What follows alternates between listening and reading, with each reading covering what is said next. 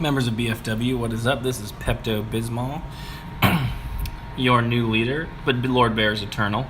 Hail Lord Bear, hail the great leader. He is eternal and his will always be done through BFW. So, I'm not going to lie to you guys, I decided not to review the Grand War, mostly because I also lost the war review, but it was just so depressing, I really couldn't bring myself to do it. Let's review this most recent war with Crossfire. So this is Crossfire versus BFW. I don't know where these guys are from. They have a mix of a couple different name types, a couple random English words like underworld, a couple people. Looks like there was couple Arabic names with some duplicates in there. But anyway, I think it was hard fought, and we definitely had a chance to win. Again, what we saw was a late game surge, which is just really frustrating, but we need to be, cognizant of it. We need to be aware of it. We need to get in our stars and put a very high number up against these folks. Anyway, I'd like to start with a great hit by Big T. Big T, one of our consistent up top hitters. Here he goes with the loon technique that we learned against that other clan to kind of scout out seeking air mines. And again, if you can trade a seeking air mine for a healer, that's a clean win. Most people are usually placing their seeking air mines kind of peripherally to pick off healers to get those healer snipes. So here we go. He triggers the Eagle Artillery on his side deployment there, gets it to fire on his king, which is pretty much exactly what you want. Healer hopefully will pick the king back up. Okay, there he goes, activating the king ability. Great queen walk rolling through. And here we go, we get a late CC trigger. So now we have the bulk of his forces, giant bowler push, going right up the middle. He's got his pre-jump laid out. And queen goes down to the Inferno Tower. Pretty big reach there. I'd say that's a large reach. But again, great rage as he picks up that perfect spread healer pattern over as he sweeps into the middle. He's got tons of troops left. This hit basically fired on all cylinders for Big T.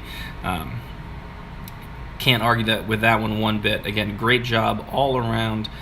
Big T just ripping through this base. And there we go, Grand Warden staying in the backs of fire. I think one of the big pitfalls of this kind of bowler raid strategy is that the healers sometimes get hung up on the wrong troops. If you get a troop that's isolated, even though it's at full health, the healers will continue to pop heal beams on that guy, even though they're not really taking any damage. Here, thankfully, he gets his troops to migrate over. And look at that.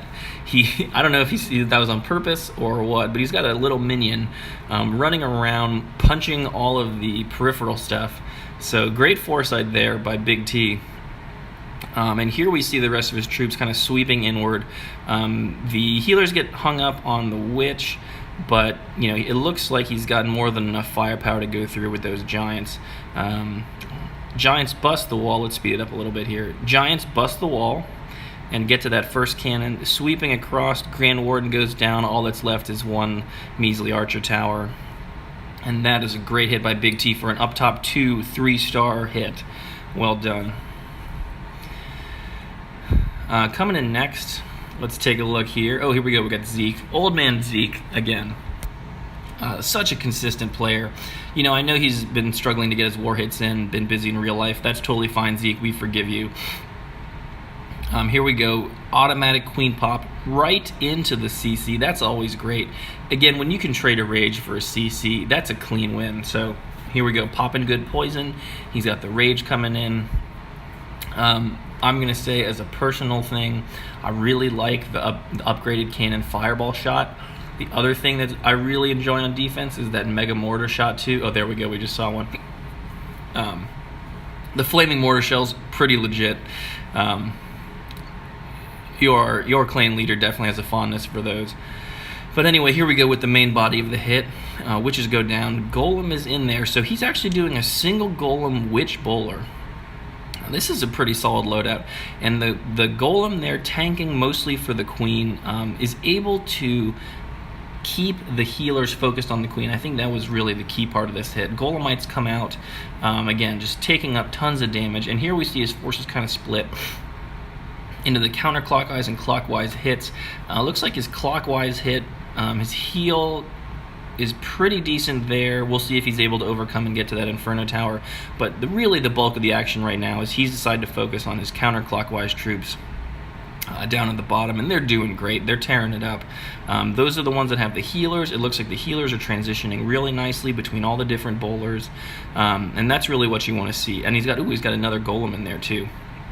So 2 golem witch bowler hit, with the witches spawning skeletons non-stop, getting in good DPS, hopefully soaking a couple of those projectile shots. And as he rounds the bend, just to comment, this is one of those bases where they always try to keep the isolated town hall and try to get you to circle around, but Zeke, old man Zeke was basically just like, screw that, I'm gonna pound this base. I don't even need any troops to kite towards the middle. Sometimes I like to save a miner. Some people use P.E.K.K.A.s to go right for that town hall because they can bust walls on their own. But here we just see a beautiful hit by Zeke. And here's the golem coming into the Inferno Tower. That's a multi-shot, which has been nerfed. Or actually, has been buffed slightly. But there we go. Dropping the eye tower, nothing left but the midline town hall. And excellent job there by Zeke. Great hit, my friend. Going back to the war map, let's see what else we got here. We got a Ryan, a G-Force, a little Igor, a Ragnar. This is basically all the greatest hits here. So let's start off with a Ryan. Ryan hit. For those of you who don't know him, Ryan is a ruggedly handsome pharmacist coming out of Duke. Good friend there, and really the guy who kind of rejuvenated the clan, bringing in a bunch of his crew. Again, that's going to be Joe Pavo, Big T, I think Mazdog. I'm not entirely sure. But anyway, all those guys, really coming in the second wave, giving BFW another life after the merger with Ragnar's other clan. So here we go. There we see the CC pull, and he looks like this is going to be a pretty standard bowler witch mass rage right up the gut, split deploy. Yeah, there we go. He's got pretty good deployment on his healers here, and even though the air sweeper is taking a bit of a toll, we see a great sweep across the middle of the base as the eye tower goes down.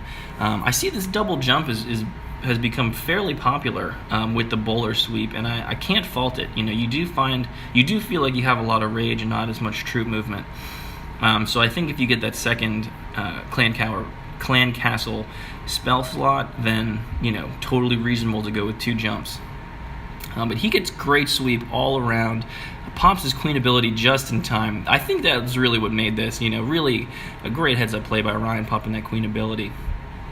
Otherwise, he just rips through the rest of that base, has tons of bowlers left over, basically anticipated almost all of these traps.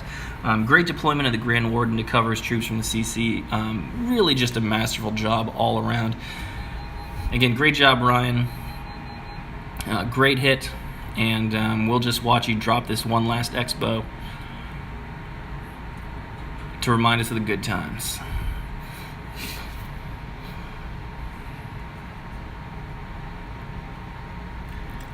All right, let's see what G-Force has got against Dr. Darsh.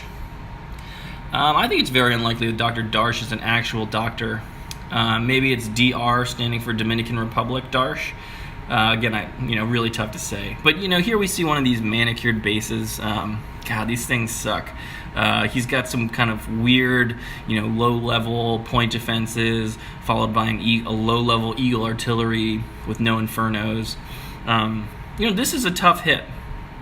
But thankfully G-Force has the Grand Warden, at least has level 1 magic book, or whatever it's called, Tome of Invincibility.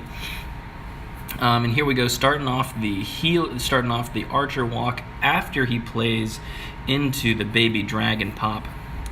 So he's really using a lot of his time here as a slow deploy to get stuff ready for this queen walk. And if I recall correctly, he's going to come in from the right corner to really solidify that queen walk towards the eagle. But let's see. Yeah, there we go. Witches come in. Skellies come in. And he just plays it right under the radar there, not triggering the eagle. Well done there, G-Force. Queen running into a little bit of traffic from that Barb King, but looks like she should smack it down. Yeah, Barb King trying with his sword, but gets wrecked. This is a really elegant multi-level hit here. Here we see the bowlers coming in, and he transitions the Queen Walk healers right onto those bowlers. So he gets exactly where he wants to go, and then right into the rage. Oh, this is a really nice hit there, G-Force. This one was really well thought out. There we go with the CC troops kind of wreaking havoc over the top. The Witches and Archer Queen trying to do their best there, but that's a beautiful sweep across the middle. He's got no eye towers. Looks like there haven't been any real giant bomb hits, so the only real threat is that Eagle Artillery to this bowler walk. His healers have gotten a bit hung up on these peripheral bowlers. They do get sniped by a giant bomb, but he's got his Barb King tanking down south. He's got great spread across. He's got a good sweep across his base. I can't say enough about this hit. Really thought out, staged, great transition, really maximizing those healers. Luckily avoids all the sweeping air mines, and so just again really solidly planned out hit on a fairly challenging base. I think the wall placement wasn't hard, but getting that deep eagle plus the CC is never easy. The more things you have to account for, the more room there is to make a mistake. But G-Force just absolutely nailing this one, hands down. And again, I would like to apologize to Tushar. I forgot our policy that we don't let in new dudes during war. Tushar just could have been a chill dude, but Halby thought he was a spy, and Halby is, even though he's the angriest motherfucker I've ever met, he's also pretty smart. So we're gonna take his advice, and Tushar, I hope you found your clan out there somewhere. Anyway, here we've got two golems, a bunch of bowlers coming in, and there we see a great break. I'm still thinking about Tushar, man, that poor dude. All right, and so there we go. We get a Witch Bowler Golem. And here it looks like Ragnar's going no healer, instead opting for the Golem shield. I think that's totally legit. I think what we saw a lot when the Queen Walk first came out was that some people would go healer, but if they didn't have high-level healer, they would definitely try to do a Golem Queen Walk, which was totally viable. And overall kind of roughly translate in terms of HP preserved and all that stuff.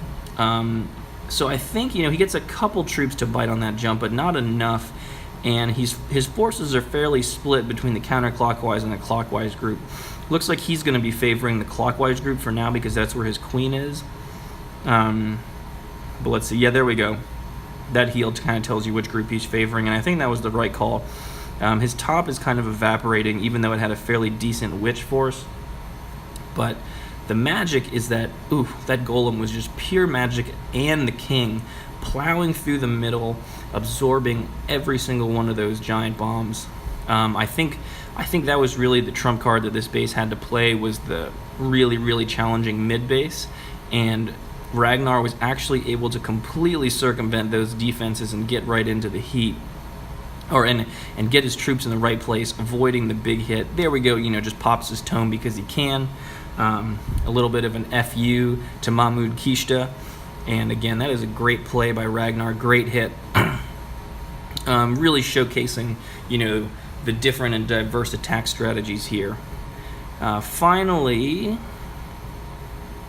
let's see if we got anything here. Let's give Mazdog a shout out. Mazdog, I feel like, is just really this underappreciated force at the bottom.